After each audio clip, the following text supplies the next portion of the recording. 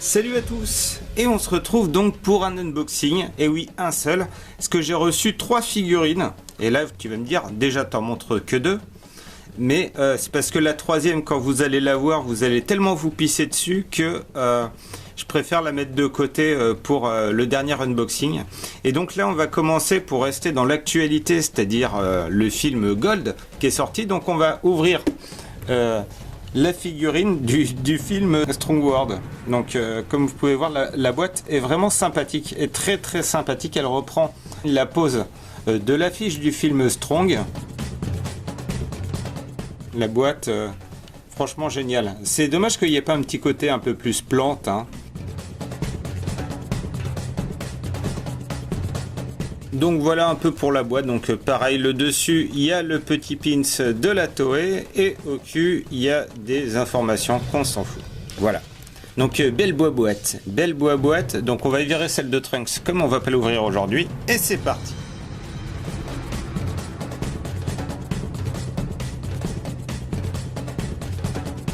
Comme vous pouvez voir, il y a énormément de pièces, hein, parce que ça reste quand même une grande figurine, et la boîte est assez petite, hein, mine de rien. Donc ce qui est bien, c'est qu'on a un petit cercle qui va servir de socle. Bah déjà on va faire ça, hop, et donc on va passer donc à la tête qui a pas mal de détails, qui a des petits ombrages au niveau du cuir du casque. La tête est franchement magnifique, il n'y a pas d'ombrage au niveau de la figure.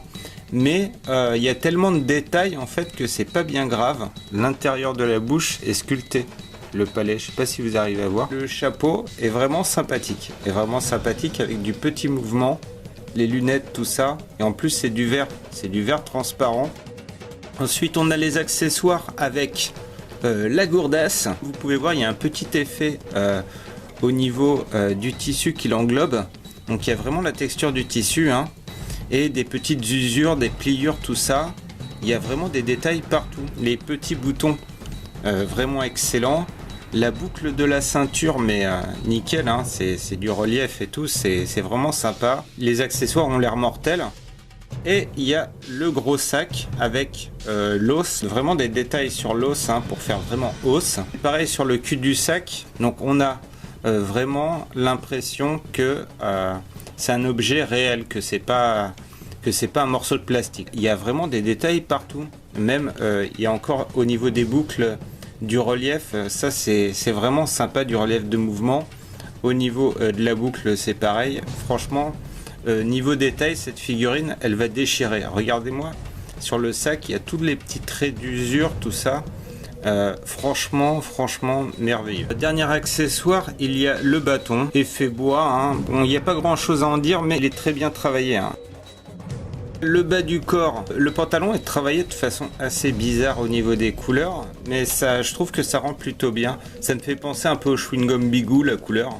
Je sais que la comparaison est merdique. Vous pouvez voir au niveau de l'usure du short, ça fait un peu comme la Nami Jean Freaks. C'est un peu le même effet qui rend hyper sympa. Et que ce soit au niveau de la couleur ou de la sculpture, il y a des détails vraiment de partout. Donc les jambes vont vraiment dans le short, hein. C'est pas juste le short plaqué. Les pieds mortels de chez Mortel.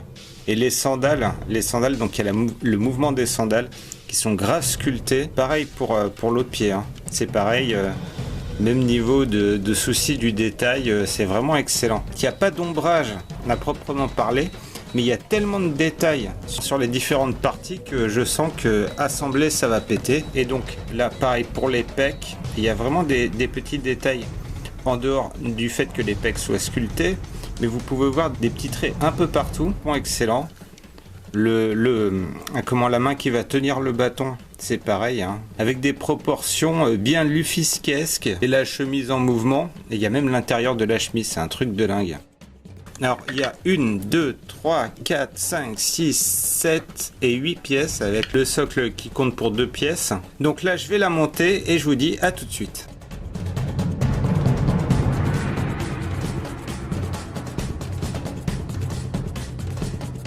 Franchement, elle déchire de sa grand-mère la chienne, hein. L'assemblage était un peu chiant, hein. Au niveau des sacs, il faut bien les faire passer au niveau du col, chaque côté du col. Et après, dans le dos, en fait, on a des marques pour faire passer les lanières des deux sacs, enfin du sac et de la gourde. Après, ça se clipse au niveau des jambes et c'est franchement un parcours du combattant pour bien les mettre.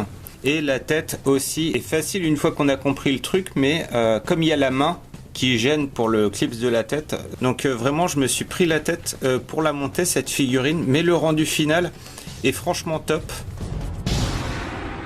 Je vais vous faire un gros plan de tout le machin. Ça passe dans tous les sens. Il y a des détails vraiment de partout, du dos.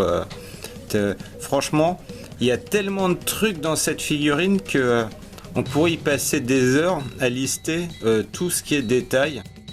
On va retenir surtout que l'aspect général de la figurine est génial. Déjà, ce que j'adore, c'est que au niveau du diamètre du cercle, la figurine dépasse complètement, ce qui fait qu'on pourra la poser sans perdre de la place en fait. Mais c'est franchement sympa, c'est franchement super sympa. Je la conseille vraiment pour tous les fans de Luffy, parce que c'est quand même un des Luffy les mieux réussis, en dehors de ses poses badass où il ferme sa gueule, enfin où il a la bouche fermée je veux dire.